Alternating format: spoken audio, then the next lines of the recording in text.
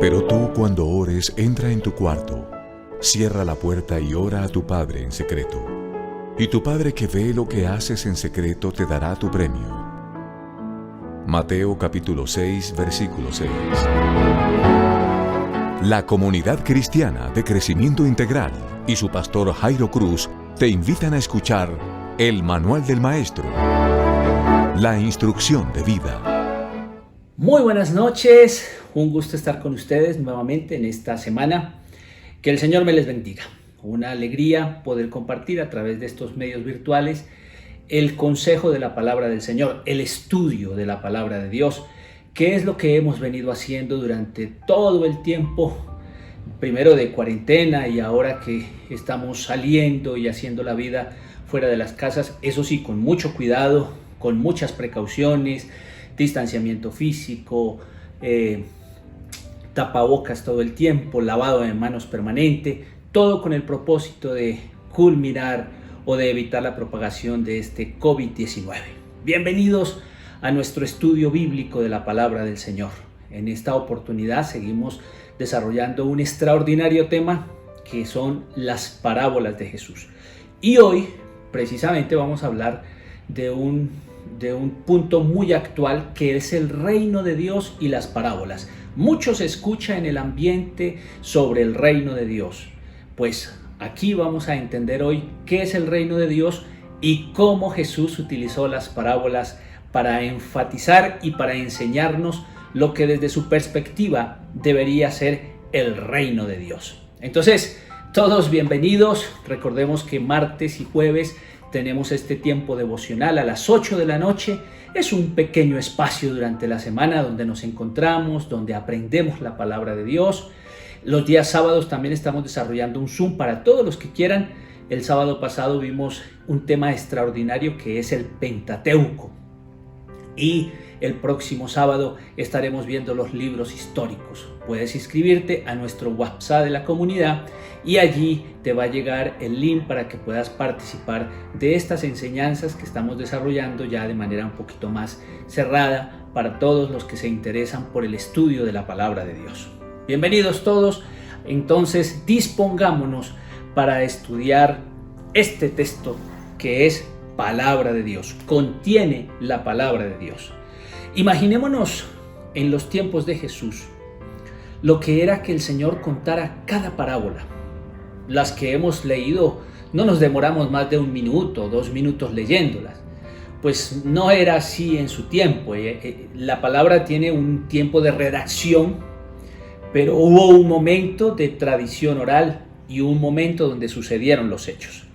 Es decir, que cuando Jesús lanza las parábolas, no solamente era el minuto o los 2 minutos o 3 minutos que el Señor se gastaba contando una parábola. Suponemos la discusión entre uno y otro, el mal genio del uno, el mal genio del otro, preguntando por qué esto, por qué lo otro, como la del buen samaritano que ya estuvimos observando, como la parábola de la semilla, como esas que ya hemos venido desarrollando. Pues la gente incómoda haciendo preguntas. Entonces no sería cuestión de 1 o 2 minutos, podría ser cuestión de 1 o 2 horas la reflexión del Señor y luego la interacción con todos. Los judíos tenían como eje central de sus creencias un Mesías davídico, es decir, de la descendencia del rey David. Ellos siempre vieron al rey David como lo más importante que ellos habían tenido y por eso siempre pensaban en un Mesías davídico que, según ellos, el pensamiento judío, sería un rey guerrero que destruiría a los enemigos de Israel, que acabaría con ellos e instauraría una era de paz, de tranquilidad, una era distinta. Todo el Nuevo Testamento se va a preocupar por mostrarnos a Jesús como ese Mesías que ellos esperaban. Pero las características que nos muestra el Nuevo Testamento sobre la persona de Jesús no encajan con el concepto que ellos tenían de Mesías. Ya dijimos, ellos esperaban un príncipe guerrero que iba a derrotar a los enemigos de ellos, de todo Israel, y que iba a ponerlos en en el lugar más alto pues de la jerarquía. Jesús no era así. La propuesta del Mesías por parte de Jesús no era como ellos lo esperaban. Por lo tanto, es una perspectiva revolucionaria. Cambia todo el concepto que ellos tenían del Mesías y Él nos enseña un nuevo paradigma. Entonces, para entender la propuesta que el Señor hizo, esa propuesta revolucionaria, y para entender revolución a veces hay que quitarnos estas gafas del siglo XX, XXI y ponernos las gafas del primer siglo de nuestra era y de mucho tiempo atrás. Muchas veces para nosotros hay eventos que la Biblia nos marca y que nos parecen normal, pues para esa sociedad y para esa cultura no era así. Para esa sociedad y para esa cultura habían instantes revolucionarios. Vamos a observar en primer lugar lo que los judíos pensaban antes del tiempo de Jesús sobre lo que sería el Mesías o sobre lo que sería el reino de Dios. Y para ello pues tenemos que remontarnos a un libro que es el libro de Daniel, escrito por ahí en el siglo II antes de Cristo. El pueblo judío estaba bajo la persecución de un hombre bastante duro que se llamaba Antíoco Epífanes. Ese era el tiempo de persecución. Antíoco Epífanes les hacía la vida bastante difíciles. Él era sirio, pero bajo un imperio griego que había sido muy poderoso. Y bueno, más adelante veremos por qué este sirio como que formaba parte de ese imperio helenizante o griego. En Daniel 7, que les invito a tenerlo abierto en esta noche, en Daniel 7 se habla de una confrontación entre imperios y un reino celestial y trascendente. Eso es lo que nos habla Daniel 7. Nuevamente volvemos a Daniel como por allá lo hicimos en el libro de Apocalipsis. Y en Daniel 7 este choque se nos muestra como en dos actos. Vamos a ver, la primera parte es que nos habla de los imperios terrenales, Daniel 7. El imperio, cabe definirlo, es un pueblo o una nación que usa a otro pueblo o a otra nación para su propio uso, para su propio beneficio y para sacar ventaja. Un imperio, su nombre, se imponía ante otros, los subyugaba y sacaba ventaja de ellos. Y el libro de Daniel nos va a enumerar 4 imperios muy poderosos que nos los muestra como bestias salvajes en forma, el uno de león, en otro de oso, el otro de leopardo y el otro una bestia mucho más furiosa. Estos 4 imperios se referían en primer lugar a los babilonios, segundo a los medas, tercero a los persas y cuarto al imperio griego precisamente. Ahí en el capítulo 7 de Daniel, versículo 2 en adelante, vamos a revisar el texto de lo que nos cuenta Daniel. Dice así: yo veía en mi sueño que los 4 vientos soplaban y agitaban las aguas del gran mar. De repente, 4 enormes monstruos, diferentes uno del otro, salieron del mar. El primero se parecía a un león, pero tenía alas de águila.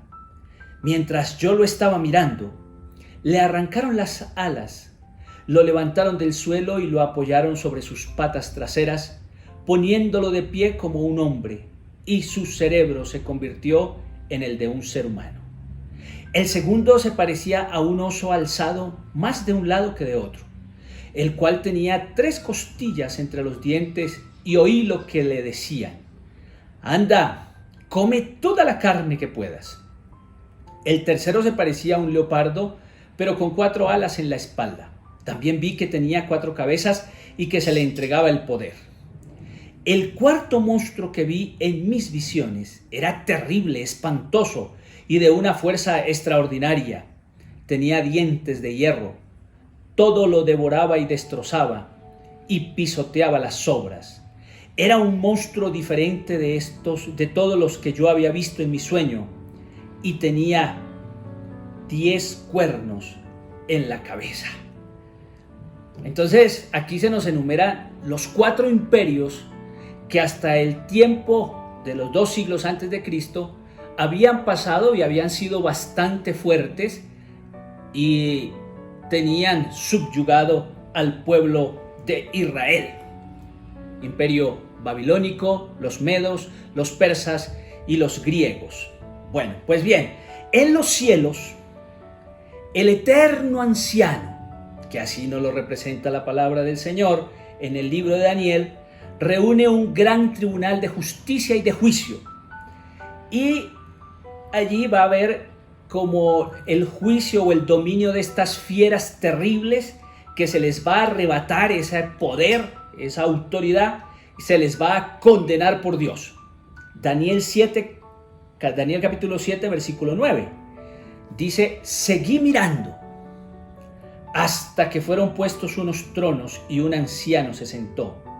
Su vestido era como blanco como la nieve y su cabello como lana limpia. El trono y sus ruedas eran llamas de fuego y un río de fuego salía de delante de él. Miles y miles le servían y millones estaban de pie en su presencia. El tribunal dio principio a la sesión y los libros fueron abiertos. Yo estaba mirando, atraído por las cosas tan arrogantes que el cuerno pequeño decía.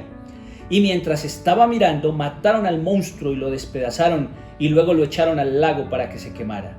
También a los otros monstruos se les quitó el poder, pero los dejaron seguir viviendo hasta que llegara su hora. Entonces ese es el primer acto, ¿no?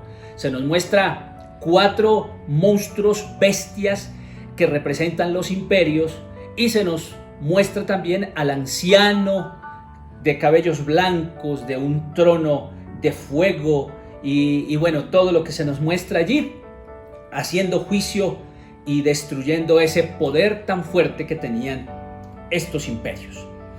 El segundo acto se refiere al reino de Dios y aparece una misteriosa figura en el libro de Daniel que se nos dice que era como un ser humano que se presenta delante de Dios, uno como hijo de hombre, uno como hombre.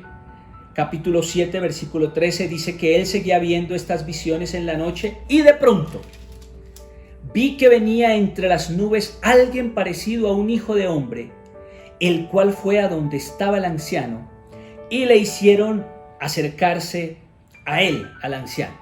Esta figura recibe, personifica y trae a la tierra el reino de Dios como sustitución definitiva de esos imperios malignos que acabamos de mencionar. Y este imperio de Dios se va a proclamar como en 3 etapas. Ese imperio de Dios no, ese reino de Dios se va a proclamar, a instaurar como en 3 etapas. La primera: el reino de Dios es creado y preparado en el cielo. Versículo 14 de Daniel 7. Dice: y le fue dado el poder, la gloria y el reino, y gente de todas las naciones y lenguas le servían. Su poder será siempre el mismo, y su reino jamás será destruido. Entonces, lo primero es que el reino de Dios es pensado, es creado en el cielo.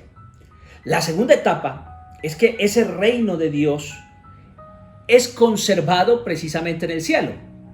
Creado y conservado. Versículo 18, por favor, de Daniel 7. Pero después el reino será entregado al pueblo del Dios Altísimo y será suyo por toda la eternidad. Aquí ya vamos a ver qué representa como hijo de hombre y representa a este pueblo de Dios. El que representa como al hijo como a esa figura de hijo de hombre, según los estudiosos del libro de Daniel, es el arcángel Miguel probablemente. Y estos pueblos del Altísimo, hasta este momento, van a ser los ángeles. Entonces el reino de Dios se crea en el cielo y se conserva en el cielo. Pero el reino de Dios baja en algún momento a esta tierra. Versículo 27. Y el reino, el poder y la gloria de todos los reinos de la tierra serán dados al pueblo del Dios Altísimo. Su reino permanecerá para siempre y todos los pueblos de la tierra le servirán y le obedecerán.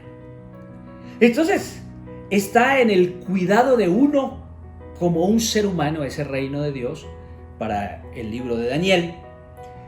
Probablemente, como les acabo de decir, era el arcángel Miguel y con los santos ángeles guardado en el cielo, y por último debe bajar a la tierra para que el pueblo de Dios, ahora el pueblo de los santos altísimos, ya en el versículo 27 estamos hablando del pueblo de Israel, lo reciba. No se sabe ni cómo ni cuándo va a llegar ese reino a la tierra. Estamos en el libro de Daniel y en el pensamiento antes de Cristo de lo que ellos pensaban del reino de Dios. Mira el versículo 17 nuevamente, vale la pena leerlo. Dice: y el reino, el poder y la gloria de todos los reinos de la tierra serán dados al pueblo del Dios Altísimo, y su reino permanecerá para siempre, y todos los pueblos de la tierra le servirán y le obedecerán. No sabemos ni cómo ni cuándo va a llegar ese reino en el libro de Daniel. Ojo, en el libro de Daniel. Pues bien, los estudiosos usan dos palabras para entender o para explicar el reino de Dios en su venida del cielo a la tierra. Esto es muy importante. Un reino escatológico y apocalíptico. No se olviden de esas dos palabras. La palabra escatología o escatológico viene a significar lo último. Cuando usted escucha escatología, pues está escuchando de últimas cosas, el final de algo. No necesariamente es el final de los tiempos del ser humano. Escatología es el final de algo. En la Biblia, pues es el fin de algo, es algo distinto. Pues muy bien, la fe de Israel siempre provino de esa alianza de Dios con Moisés en el monte Sinaí. Dios hizo la tierra y les dijo a ellos que era para vivir con justicia, que era para vivir con paz, que era para vivir con juicio, pero la experiencia de ellos, y creo que de todos los pueblos, son una tierra llena de injusticia, una tierra imperial donde precisamente se han levantado imperios dominantes que sacan provecho de los otros, donde se destruye, donde se mata al ser humano, la ecología, donde se mata la creación de Dios. Pero en la alianza que ellos hicieron, Dios les dijo que les iba a dar un mundo justo. Entonces había una fe profunda de que algún día Dios le iba a poner el fin al mal. Dios le iba a poner el fin a la injusticia, a la opresión, a la guerra. Ellos tenían eso en su cabeza. Sería lo último. Escatología. La escatología, en otras palabras, no era la destrucción de la tierra, sino la transformación, de lo que nos lleva a decir que escatología bíblica es la gran limpieza divina de Dios sobre el mundo. Ese era su concepto. Y la palabra apocalipsis, pues ya la hemos estudiado en estos devocionales y hablamos de es una revelación divina sobre algo. Algo Dios nos revela. Pues bien, si unimos los dos elementos por los que estamos diciendo que se explica el reino de Dios aquí en la tierra, diríamos entonces que escatología apocalíptica es la revelación divina sobre la gran limpieza de Dios a este mundo. Eso sería. Bien, en el primer siglo de la era cristiana, ahora ya dejamos esos conceptos del Mesías guerrero, de lo que ellos consideraban el reino de Dios, y parémonos en el primer siglo de la era cristiana, es decir, en el siglo del Señor Jesucristo. Ya no existían estos 4 imperios de los que el libro de Daniel nos contó. Esos ya habían pasado. Pero en su lugar se había levantado el imperio romano, que no era más bueno que los anteriores, ¿no? Se levantó y cualquier escatología creyente, apocalíptica, que pensase un poco en darle esperanza a ese pueblo de Israel, pues tendría que ser una revelación que respondiera a esa necesidad de liberación, porque ellos siempre tenían en su cabeza que el reino de Dios vendría y que ese día las cosas iban a ser muy diferentes, y no lo estaban observando, no lo estaban experimentando. Entonces cualquier experiencia nueva que apareciera pues tenía que darles una esperanza de liberación y tenía que darse. El reino de Dios, entonces, y escúchelo bien porque se escuchan miles de voces hablando del reino de Dios como un poder especial, como algo extraordinario para determinados ungidos, y no es así. El reino de Dios es un estilo de gobierno y es una forma de gobernar. En otras palabras, hagámonos esta pregunta: ¿cómo sería el mundo si Dios estuviese sentado gobernándolo? Ese es el reino de Dios. ¿Cómo sería de diferente el gobierno de Dios al gobierno de los emperadores o al gobierno de los presidentes, que se ve tanta injusticia, tanta corrupción, tanta maldad, tanta destrucción?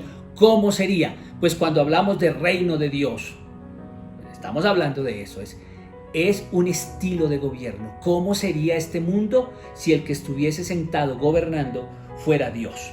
Y ahí es donde viene el Señor Jesucristo con un cambio de paradigma. Y es un cambio de paradigma bastante complicado para los judíos del primer siglo.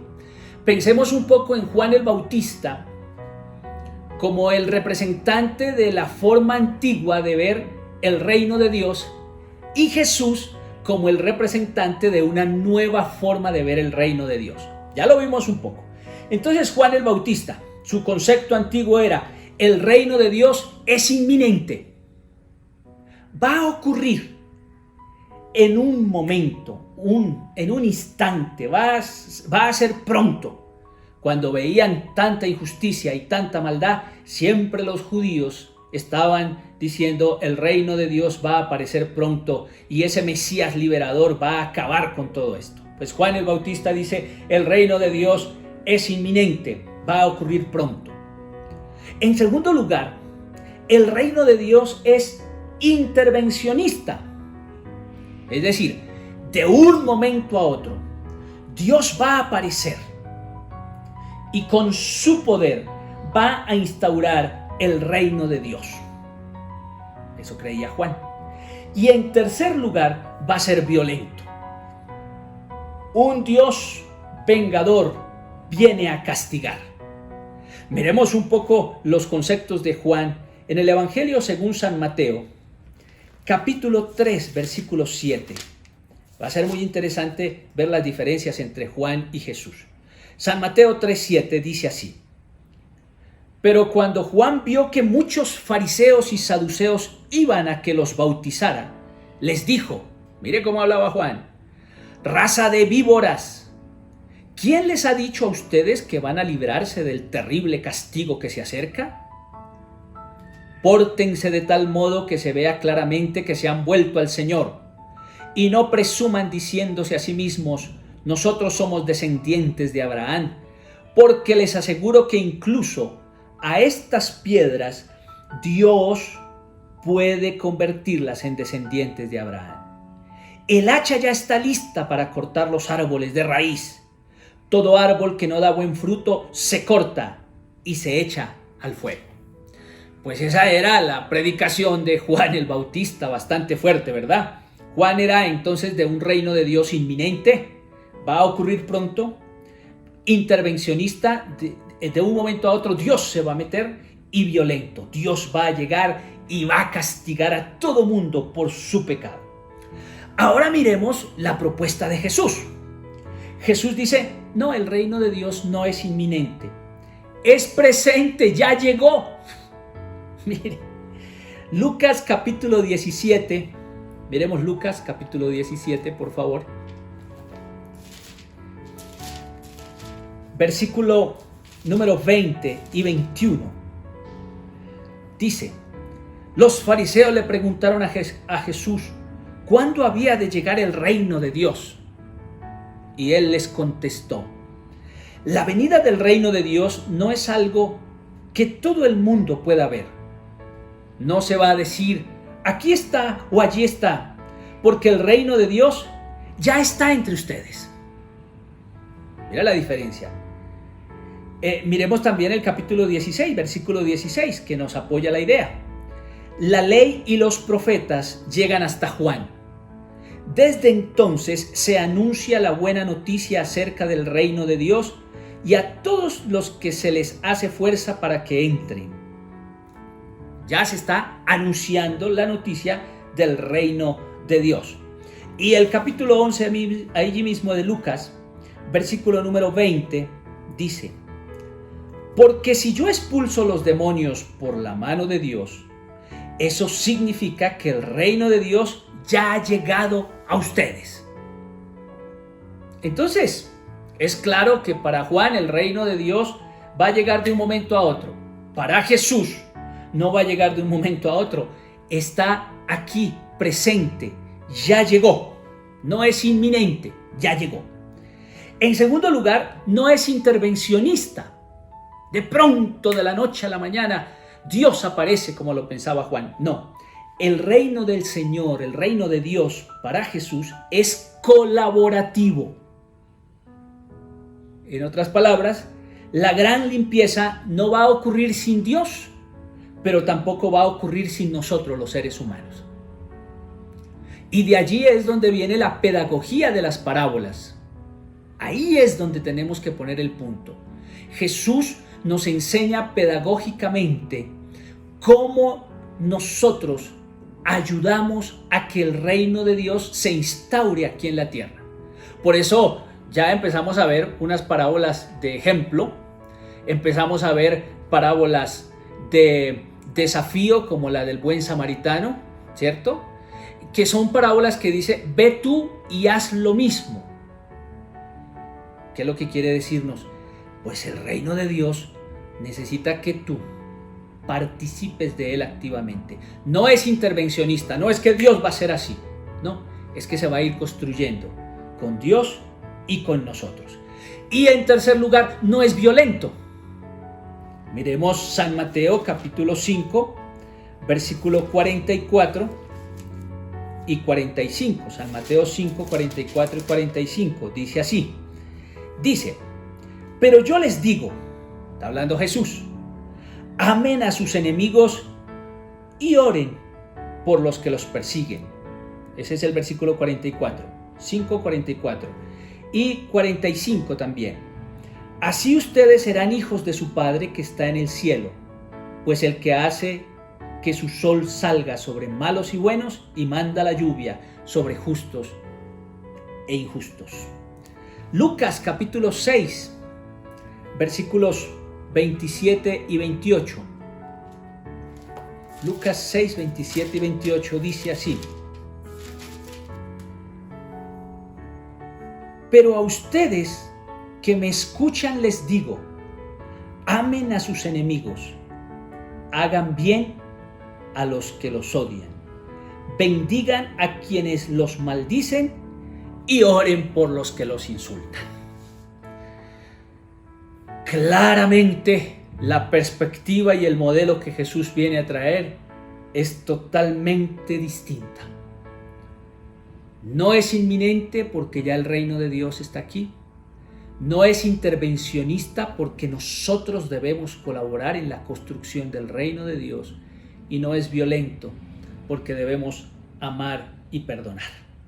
Las parábolas van a ser entonces el medio por el cual el Señor va a transmitir esta nueva idea de reino para ellos. Ahora podemos comprender por qué no le creyeron a Jesús. De acuerdo al concepto judío, ¿qué Mesías estaban esperando ellos? Un Mesías davídico, poderoso, guerrero, que instaurara ese reino aquí y que al pueblo de Israel lo pusiese en lo más alto y en lo más encumbrado del poder. Esa era la propuesta que ellos traían. Pero Jesús aparece y cambia esa propuesta radicalmente. Plantea un reino de Dios que es una construcción de algo que ya está aquí, que no todos están viendo, pero que ya está aquí, que es para que colaboremos y que no es de carácter violento. Entonces, Por eso Jesús va a utilizar las parábolas como medio didáctico para empezar a enseñar y para poner responsabilidad en su auditorio. Jesús espera que los que lo están escuchando y están entendiendo las parábolas vayan comprendiendo su responsabilidad en construir un mundo mejor y en que el reino de Dios se haga mucho más grande en esta tierra. Entonces, es claro que el reino de Dios no es el poder de determinado líder religioso que aparece diciendo que él tiene el reino de Dios porque se llena de plata o porque tiene poder o porque extiende las manos, etcétera, etcétera. No, el reino de Dios es una construcción de todos nosotros, ¿sí? El reino de Dios está aquí. Y la forma como Jesús nos lo quiso enseñar, pues es precisamente a través de las parábolas, para que cada uno de nosotros tomase responsabilidad sobre la construcción del reino de Dios. Entonces, la pregunta final en esta noche sería: ¿estamos aportando a la construcción del reino de Dios? ¿O nos casamos a veces más con los imperios poderosos? Buscamos el poder, buscamos el reconocimiento, buscamos la fama, el aplauso, que nos aplaudan, que nos reconozcan lo grandes que somos. ¿O de verdad estamos en sintonía con lo que Jesús enseñó en las parábolas? Que esta sea una excelente noche para decirle a Jesús: cuenta conmigo para construir el reino en esta tierra, para seguir haciéndolo. Si yo puedo aportar un granito de arena voy a aportar. Y me voy a leer todas las parábolas para entender qué significa formar parte del reino y colaborar para que Él se haga más grande en esta tierra. Vamos a orar. Padre Celestial, te damos gracias. Cómo nos emociona comprender tu palabra y ver a Jesús, tu Hijo, cómo nos enseña un reino distinto al que tenemos en nuestra cabeza. Te rogamos, buen Dios, que nos ayudes a ser parte de este reino. Ayúdanos a construirlo juntamente contigo, porque sin ti, Señor, no se puede, y sin nosotros tampoco. Ayúdanos, buen Dios, que tu misericordia y tu bondad nos enriquezca cada día para formar parte de este reino y poco a poco hacer una construcción de acuerdo a tu voluntad. Seguimos orando por el mundo frente a esta situación del COVID-19, Señor. Extiende tus manos sobre nuestra patria, Colombia. Ya tenemos tristemente más de 30,000 personas fallecidas, 30,500. Por favor, Dios, ayúdanos a controlar esto. Danos la conciencia de que al salir a la calle nos cuidamos y evitamos cada vez más el contagio hasta que lo eliminemos por completo. Por favor, ayúdanos. Y ayúdanos en el mundo entero, porque te necesitamos en cada país de este globo terráqueo, superando esta crisis y entendiendo que debemos ser mejores pobladores de esta tierra. En tu nombre, Señor. Amén y amén. Gusto estar con ustedes. El jueves continuamos porque las parábolas nos van a enseñar precisamente cómo construir el reino. Ya hemos visto, ¿no? Ya hemos visto parábolas de adivinanza, parábolas de ejemplo y parábolas de desafío, que son parábolas que con todos nosotros nos van a tocar y vamos a estar recibiendo la instrucción de Jesús, la reacción de nosotros para construir el reino de Dios. Dios les bendiga. Nos vemos, si Dios permite, el próximo jueves. Y no se olviden que Pablo dijo: nada ni nadie nos podrá separar del amor de Dios, que es en Cristo Jesús, Señor nuestro. El Manual del Maestro. La instrucción de vida.